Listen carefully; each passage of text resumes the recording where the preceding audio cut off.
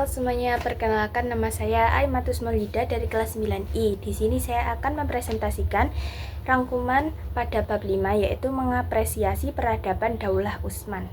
Dapat 6 poin, yaitu yang pertama, sejarah lahirnya Daulah Utsman. Daulah Utsmani berasal dari suku Kayi yang melarikan diri dari serangan Genghis Khan. Di bawah pemimpinan Sulaiman, mereka berpindah ke Transjordania, lalu ke Kurdistan, Azerbaijan, hingga Asia Kecil, tempat mereka menetap dan membangun kehidupan baru. Ibu kota Daulah Utsmani beberapa kali berpindah. Yang pertama, Shokut pada tahun 1299 sampai 1335, lalu ke Bursa pada tahun 1335 sampai 1413, lalu ke Andrianopes pada tahun 1413 sampai 1453, dan Konstantinopel yaitu pada tahun 1453 dan 1200 sampai 1922. Poin kedua, yaitu masa awal berdiri Daulah Utsmaniyah. Yang pertama ada Utsman I pada tahun 1299 sampai 1326 Masehi. Pada awal masa berdirinya Daulah Utsmaniyah dipimpin oleh Utsman I setelah berhasil menggagalkan serangan Mongos yang dipimpin Ghazan Khan. Utsman memproklamasikan berdirinya kerajaan pada tahun 27 Juli 1299 dengan Qurrah Hishrah atau Iskiyar sebagai ibu kota. Ia dikenal dengan sosok berwibawa sehingga mampu mempersatukan satu Turki atas dasar agama. Karena perjuangan dan keamanannya, ia mendapat julukan Al-Ghazi, yaitu kesatria Islam dalam masa pemerintahannya. Utsman juga berhasil memperluas wilayah hingga ke Kaisaran Bizantium serta menaklukkan kata penting Bursa yang ditepikan di Laut Marmaro. B. Orkan pada tahun 726 sampai 761 Hijriah atau 1326 sampai 1361 Masehi. Orkan berusaha meneruskan posisi ayahnya yakni Utsman I. Salah satu upayanya selama menjabat adalah menjadikan Bursa sebagai ibu kota kerajaan yang tadinya berada di Qurrah Hishriyah atau Iskiyah. Mengangkat adik Alauddin menjadi Perdana Menteri. Selain itu, beliau juga membentuk Inkisira atau Janissary, sejenis tentara khusus sehingga mampu menggabungkan daerah Turkmen Nicholas pada tahun 1331, Nikomedia pada tahun 1337, Skutari pada tahun 1338, dan Teluk Endremit. 3. Musid I pada tahun 761 sampai 791 Hijriah atau 1360 sampai 1388 Masehi. Sepeninggalan Orkan, kepemimpinan Daulah Utsmaniyah diteruskan oleh putranya yaitu Murid I pada tahun 1360 sampai 1388 Masehi. Ia dikenal sebagai pemimpin yang berani, dermawan, rajin beribadah, serta menjadi mujahid yang gigih. Pada masa pemerintahannya, wilayah kekuasaan Utsmaniyah semakin luas baik di Asia Kecil maupun di Eropa. Salah satu pencapaiannya adalah berhasil menaklukkan Andrianopes yang kemudian diganti namanya menjadi Andirne dan dijadikan ibu kota baru. Perluasan wilayah bahkan mencapai bagian utara Yunani yang membuat para raja serampat khawatir hingga berupaya mengusir umat Islam dari Eropa. Namun, pasukan Murad I berhasil mengalahkan mereka. Akhirnya, hayat Murad I wafat sebagai syuhada pada pertengahan bulan Sya'ban tahun 791 Hijriah dan kekuasaannya dilanjutkan oleh putranya yaitu Bayazid I. D. Bayazid pada tahun 1389 sampai 1402 Masehi. Ia dikenal berani, cerdas, dan baik hati dan bersemangat memperluas wilayah sehingga mendapatkan julukan Yaldrum atau Kisat. Dalam setahun ia berhasil menguasai banyak wilayah Kristen Anatolia hingga membuat Paus cemas dan memicu terjadinya Perang Salib I. Ia juga berkeinginan menaklukkan Konstantinopel namun urung karena harus menghadapi Timur Leng. Pertemuan ini berakhir dengan kekalahan Bayazid yang dipicu oleh 3 hal. Yang pertama, desakan beberapa kepemimpinan Irak yang meminta bantuan Bayazid. Kedua, provokasi dan kerajaan-kerajaan Kristen untuk menyerang. Ketiga, adanya kesamaan motivasi Bayazid dan Timur Leng dalam memperluas wilayah kekuasaan. Poin ketiga yaitu masa kejayaan dan kebangkitan Daulah Utsmaniyah. Pasca kekalahannya melawan Timur Leng, Daulah Utsmaniyah sempat terpecah karena adu domba sehingga terjadi perdebatan perebutan kekuasaan di antara anak keturunan Bayazid. Namun, Muhammad I, putra bungsu Sultan Bayazid, berhasil mempersatukan kembali saudara-saudaranya dan menjadikan Daulah Utsmaniyah bangkit dan jaya, melampaui kejayaannya pada masa sebelumnya. Berikut khalifah pada masa kebangkitan kembali Daulah Utsmaniyah hingga menjelang kemunduran dan berakhirnya Turki Utsmaniyah. Pertama, ada Muhammad I pada tahun 1403 sampai 1421 Masehi, berhasil memulihkan kembali kekuatan Daulah Utsmaniyah setelah masa perpecahan. Ia menyusun strategi politik dengan menjalani hubungan diplomatik bersama Bizantium dan Venesia agar tidak mengganggu proses penyatuan wilayah sekaligus merebut kembali daerah yang pernah dimerdekakan oleh Timur Leng. Upaya ini membuat citra Utsmaniyah bangkit kembali. Muhammad I juga dikenal sangat mencintai para fuqaha atau ahli fikih hingga memindahkan ibu kota dari Adrianopel ke Busra sebagai pusat ilmu agama. Ia wafat pada usia 43 tahun yaitu pada tahun 1412 Masehi dan diganti oleh putranya yaitu Murad II. Kedua yaitu Murad II pada tahun 824 sampai 855 Hijriah atau 1421 sampai 1451 Masehi.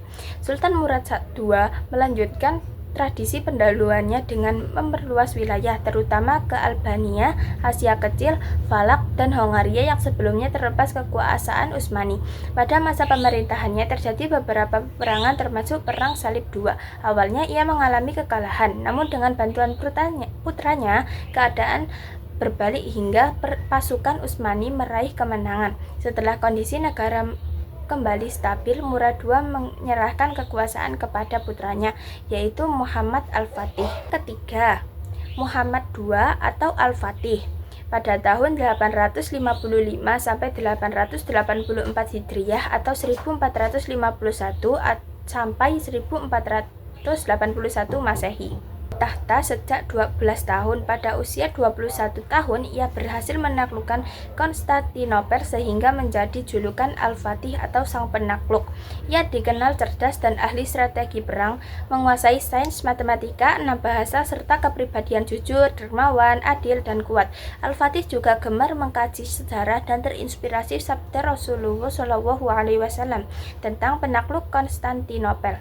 Dengan semangat itu, ia berusaha mewujudkan janji Rasulullah meski tahu bahwa Konstantinopel adalah pusat peradaban yang sulit ditaklukkan. Berikut adalah usaha yang dilakukan Muhammad Al-Fatih dalam menaklukkan Konstantinopel. 1. Membuat kesepakatan dengan negara tetangga seperti Venesia, Magyar, dan Bosnia. 2. Membuat benteng di Selat Bosporus untuk menutup akses bantuan ke Konstantinopel. 3. Mengutus seseorang untuk memata-matai kelemahan dan kekuatan benteng Konstantinopel. 4. Memerintahkan Tarhan Pasha untuk menemui saudara kandungnya Kaisar Konstantinopel agar tidak mengirim bantuan ke Konstantinopel. Usaha penaklukan ke Konstantinopel berlangsung 9 bulan dan berhasil. Pada 29 Mei 1453 Masehi, Kaisar Palaiologos tewas dan Al-Fatih memberikan perlindungan kepada pendeta, rahib, serta masyarakat di Hagia Sophia. Setelah itu, Konstantinopel dijadikan ibu kota Turki Utsmani dengan nama Istanbul, kemudian dikenal sebagai Istanbul. Gereja Hagia Sophia diubah menjadi masjid dan dibangun pula Istana Megah Topkapi sebagai pusat pemerintahannya. Keempat, Bayazid II. Pada tahun 884 sampai 918 Hijriah atau 1481 sampai 1512 Masehi. Pada masanya dia termasuk kepemimpinan yang lemah dan terjadi banyak kekacauan politik, terjadi banyak perselisihan hingga akhirnya 918 Hijriah atau 1512 Masehi, Sultan Bayazid II menyerahkan kekuasaan kepada Sultan Halim I. Yang kelima, Salim I. pada tahun 918 sampai 926 Hijriah atau 1512 sampai 1520 Masehi. Sultan Halim I merupakan salah satu khalifah yang paling dihormati, giat, dan pekerja keras. Dengan masa kejayaannya yang singkat, namun beliau berhasil mempersiapkan Daulah Utsmaniyah dalam mencapai titik puncaknya, yakni pada masa Sulaiman Al-Qunani, putra sekaligus penerusnya. 6. Sulaiman I atau Al-Qunani pada tahun 927 sampai 974 Hijriah atau 1520 sampai 1066 Masehi, memimpin Turki Utsmani. Pada puncak kejayaannya, ia dikenal sebagai legislator ulung dan dijuluki Al-Qunani atau The Manians karena menyempur hukum dalam Kanon Utsmani. Pada masanya dibangun masjid, madrasah, asrama, pelajar, tempat makan fakir miskin, istana, dan museum. Kekuasaan Turki Utsmani meluas hingga Madinah, Yerusalem, Damaskus, Baghdad, Baikan, dan Afrika Utara, sehingga pemerintahannya menjadi simbol kejayaan Daulah Utsmani yang membentang di 3 benua, yaitu Asia, Afrika, dan Eropa. Oleh karena itu, Sulaiman I sering dianggap sebagai salah satu sultan terbesar dalam ajaran Islam dan dunia. Keempat, masa kemunduran Daulah Utsmaniyah. Para sultan yang menjadi khalifah setelah Sulaiman ini tersebut diantaranya adalah: yang pertama, ada Sultan Salim II, yaitu pada tahun 1566 sampai 1574 Masehi, menggantikan Sulaiman Al-Qunani, dikenal berperangai buruk dan boros. Pada masanya, pasukan Turki Utsmani kalah dari serangan Kristen yang dipimpin oleh Don Juan dari Spanyol. Yang kedua, yaitu Sultan Murad III pada tahun 1574 sampai 1595 Masehi. Sultan Murad III naik tahta menggantikan ayahnya Sultan Salim III. Dia bawah kepemimpinannya, Daulah Utsmaniyah dapat merebut kembali Tunisia pada tahun 1577, berhasil menguasai wilayah Tevisias yang di Laut Hitam dan kota Tabriz yang merupakan ibu kota Safawi. Selain itu, pada tahun 1593 juga berhasil mendudukan kota Bosnia. Sultan Murad III memiliki sifat-sifat yang kurang baik seperti ayahnya, yang menyebabkan terjadinya pemberontakan, menurunkan nilai mata uang, sehingga tidak mampu membayar gaji pegawai dan gaji para pasukan. Jika ada Sultan Muhammad III pada tahun 1595 sampai 1602 Masehi. Sultan Muhammad III menggantikan Sultan Murad III setelah terjadinya perebutan kekuasaan dengan adik-adiknya pada saat menjabat pun banyak terjadi perebutan kekuasaan dalam berkeluarganya. Sultan Muhammad III meninggal pada tahun 1603 karena sakit serangan jantung. Yang keempat, ada Sultan Ahmed I, yaitu pada tahun 1603 sampai 1617 Masehi. Sultan Ahmed I naik tahta menggantikan ayahnya Sultan Muhammad III pada usia 13 tahun dan meninggal pada usia 28 tahun. Meninggalkan warisan bangunan yang cukup megah, yakni Sultan Ahmad I Jamis atau dikenal dengan Blue Mosque. Kelima, Sultan Mustafa I pada tahun 1617 sampai 1618 Masehi naik takhta menggantikan kakaknya Sultan Ahmad I. Meski bukan sebagai putra melainkan adik tertua, suatu hal yang baru pertama kali terjadi dalam suksesi Daulah Utsmaniyah. Karena kondisi mentalnya labil, ia tidak mampu memimpin dengan baik, sehingga ekonomi negara melemah. Akhirnya ia diturunkan secara paksa digantikan oleh Sultan Utsman II, putra Sultan Ahmed I. Setelah sultan-sultan tersebut secara turun-temurun. Setelah sultan-sultan tersebut secara berurut-urut, masih ada sultan yang berkuasa di Daulah Utsmaniyah, yaitu sebenarnya ada 21, tapi saya hanya menyebutkan beberapa, yaitu Sultan Utsman II pada tahun 1618 sampai 1622 Masehi. Yang kedua, Sultan Murad IV pada tahun 1623 sampai 1640 Masehi. Yang ketiga, Sultan Ibrahim pada tahun 1640 sampai 1648 Masehi. Yang keempat, Sultan Muhammad pada tahun 1648 sampai 1867 Masehi. Yang kelima, Sultan Sulaiman II, yaitu pada tahun 1687 sampai 1691 Masehi. Dan masih banyak lagi. Poin kelima, masa keruntuhan Daulah Utsmaniyah. Masa keruntuhan Daulah Utsmaniyah ditandai krisis ekonomi, politik, dan militer pada masa Sultan Abdul Hamid II hingga Sultan terakhir dilakukan reformasi. Namun akhirnya pada tahun 1924 Masehi kesulitan tuh dan berubah menjadi Republik Turki. Poin keenam, teladanan yang bisa diterapkan dari sejarah Daulah Turki Utsmaniyah. Yang pertama, bekerja keras dan dalam menegakkan sistem hukum pemerintahan. Daulah Utsmaniyah memiliki sistem hukum yang adil dengan 3 pengadilan untuk muslim, non-muslim, dan perdagangan. Hukum berlandas Al-Quran, Sunnah, Ijra, Qiyas, serta adat. Pada abad ke-19 dilakukan reformasi hukum yang adil, semua golongan teladan selalu berpegang pada aturan yang benar, jujur, dan bertanggung jawab. Yang B, bekerja keras dalam memperkuat negara melalui militer. Nomor 1, membentuk pasukan darat terkuat dengan meriam dan senjata berapi, lalu dikembangkan angkatan laut dan bahkan sekolah penerbangan pada tahun 1912. Teladannya disiplin, memanfaatkan waktu dengan baik, dan menjaga kesiapan diri. 3, bekerja keras dalam membangun ekonomi negara. Pada abad ke-17, lembaga keuangan Daulah Utsmaniyah menjadi yang terdepan, dikelola profesional dan didukung oleh ulama. Ekonomi diperoleh dari pertanian, perdagangan, peternakan, dan rute rempah antar benua. Teladannya kreatif, inovatif, dan berusaha hidup secara halal. 4, bekerja keras dalam mewujudkan toleransi antar umat beragama. Walau mayoritas muslim, Daulah Utsmaniyah memberi kebebasan beragama pada Kristen atau Yunani, Armenia, dan Assyria, dan Yahudi. Teladannya adalah menyebarkan kasih sayang kepada semua, menjaga kerukunan, serta menghormati kepribadian. Yang kelima, bekerja keras dalam meningkatkan sains dan teknologi. Daulah Utsmaniyah mendirikan perpustakaan, menerjemahkan buku dari luar, serta melahirkan cendekiawan. Teladannya adalah semangat belajar, berpikir kritis, inovatif, dan bekerja sama dalam menuntut ilmu. Keenam, membangun dan menghargai bahasa dan budaya. Daulah Utsmaniyah menggabungkan budaya lokal dengan unsur baru, melahirkan budaya khas.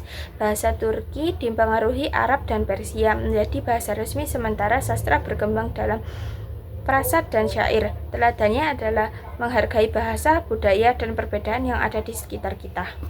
Yang ketujuh adalah membangun arsitektur Utsmaniyah dipengaruhi Syiah, Bizantium, Islam, dan Eropa. Masjid menjadi pusat sosial dan kota. Berkembangnya pula seni, dekorasi, kaligrafi, lukis, dan pertunjukan. Teladannya menjaga, melestarikan, dan mengembangkan karya sastra. Teladannya menjaga, melestarikan, dan mengembangkan karya budaya, serta meninggalkan sejarah. Selain itu, kita juga harus mengambil pelajaran dari kemunduran Daulah Turki Utsmaniyah agar tidak terjadi atau terulang kembali seperti kurang meratanya tingkat pendidikan warga Daulah Utsmaniyah. 2, kemerosotan akhlak sebagai pemimpin Daulah Utsmaniyah. Ketiga, kekuatan militer yang lemah. Keempat, alokasi finansial untuk biaya peperangan yang sangat besar. 5, terjadinya perpecahan di dalam wilayah Daulah Utsmaniyah. Kemunduran Daulah Utsmaniyah memang menyedihkan, namun harus dijadikan cermin untuk bangkit. Generasi muslim perlu berpikir kritis, berkarya terbaik untuk Islam, dan selalu berdoa agar mendapatkan kesuksesan, kemuliaan, serta kebaikan dari Allah Subhanahu wa Ta'ala. Allah berfirman pada surat Ali Imran ayat 26, Bismillahirrahmanirrahim. Qulillahumma malikal mulki tutil mulka ma tasha' wa tanzi'ul mulka mimma tasha' wa tu'izzu ma tasha' wa tudillu ma tasha' biyadikal khair innaka ala kulli syai'in qadir. Artinya, katakanlah Muhammad, wahai Tuhan, pemilik kekuasaan, Engkau berikan kekuasaan kepada siapapun yang Engkau kehendaki, dan Engkau cabut kekuasaan dari siapapun yang Engkau kehendaki. Engkau memuliakan siapapun yang Engkau kehendaki, dan Engkau hinakan siapapun yang Engkau kehendaki. Di tangan Engkaulah segala kebajikan. Sungguh Engkau Maha Kuasa atas segala sesuatu.